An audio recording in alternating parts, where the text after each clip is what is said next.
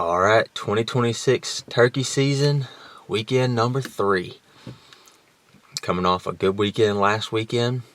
Got some fresh intel from Wednesday of earlier this week that there's a couple turkeys over here in this area that I hadn't got to come hunt yet, so just got in here.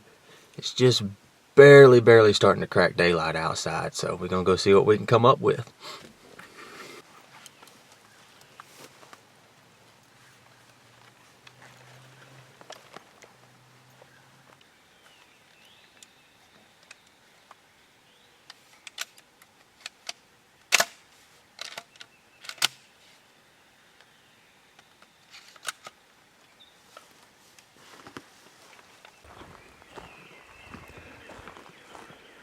I just finished getting everything put on.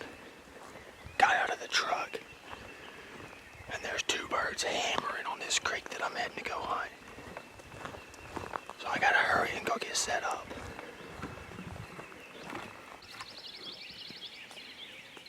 There's one over there across the clear cut on one of our creeks. There's another one right here. So I'm really hoping that I can call this one right here down into this clear cut and right past this point of this creek that I'm on. That's what they did on Wednesday. So I'm gonna get set up, try and do that.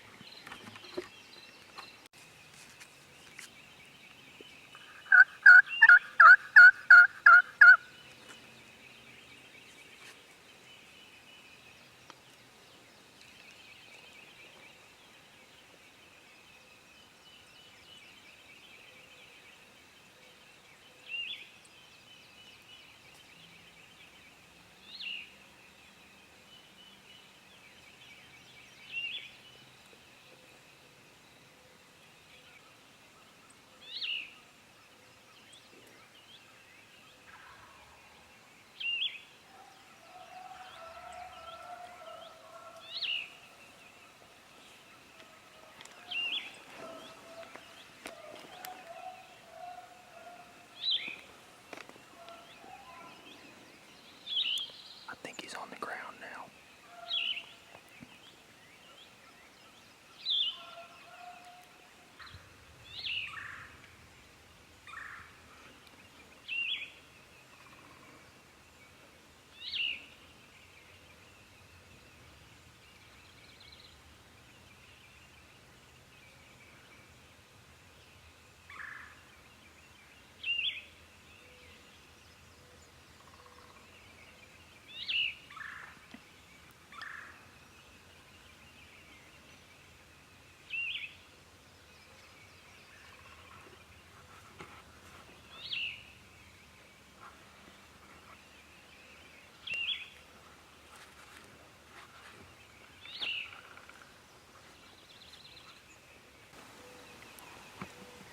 Just walked right by me at about 100 yards.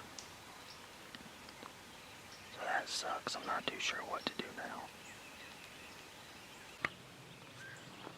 now. Okay. I snuck up here to get like a little better vantage point for listening. This one that ran past me this morning, he just started hammering again. But he's way off on the other side of this clear cut. I don't know if he's still in the clear cut or right on the other side of this clear cut we've got a green field kind of tucked back up in the woods, and then there's like a little pine stand. So there's 3 possible locations for him, and I can't tell exactly where he is quite yet, but I had to run back to the mailbox, sign out for the different sections since he ran out of the sections that I was signed out to. And I think I'm gonna try and circle him and call him back around to me the other way. He was all by himself, so unless he gets henned up, I mean, I think I've got a chance. I just gotta make sure I play my cards right.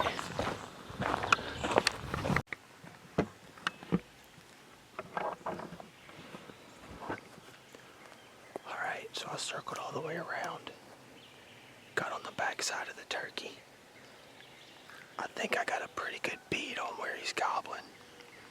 And I think he's still right in the very bottom corner of this clear cut, which kind of sucks. I think I'm gonna have a hard time calling him through that. But I don't think I have a choice. So I'm gonna go get set up and see. I can't get back out into the clear cut without him seeing me, I don't think so. Maybe we'll get lucky in these pines.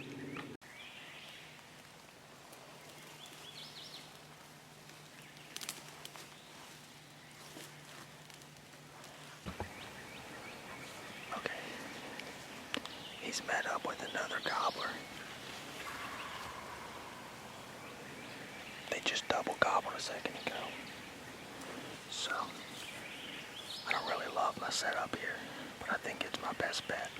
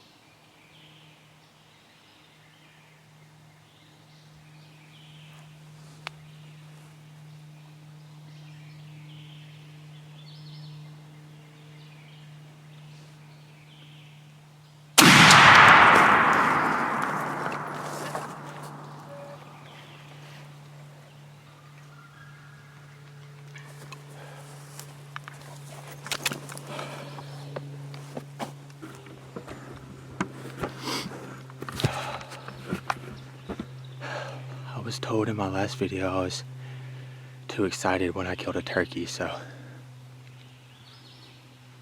hooray. I'm just messing. Oh my gosh, what a hunt.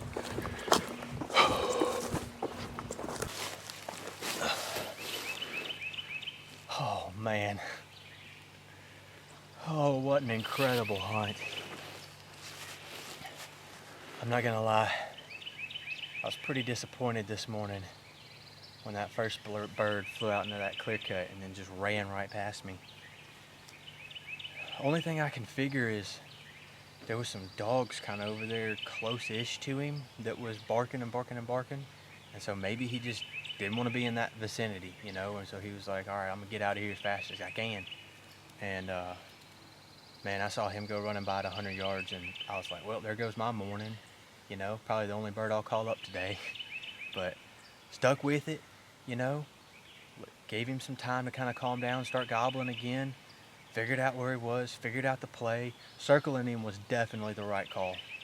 I think if I'd have tried to get back out on that clear cut, I don't know if I could have just, there's, you know, an advantage to knowing the property that you're hunting and being able to hunt the same place year after year, because I know that clear cut is just wide open. There's no kind of hills or nothing like that for a long ways from where he was at. And so I figured these pines was my best bet. So I snuck back up in here. Didn't really like my setup, but it was all I had. So I was like, all right, maybe it'll work. And then the jokers circled me. I started hearing,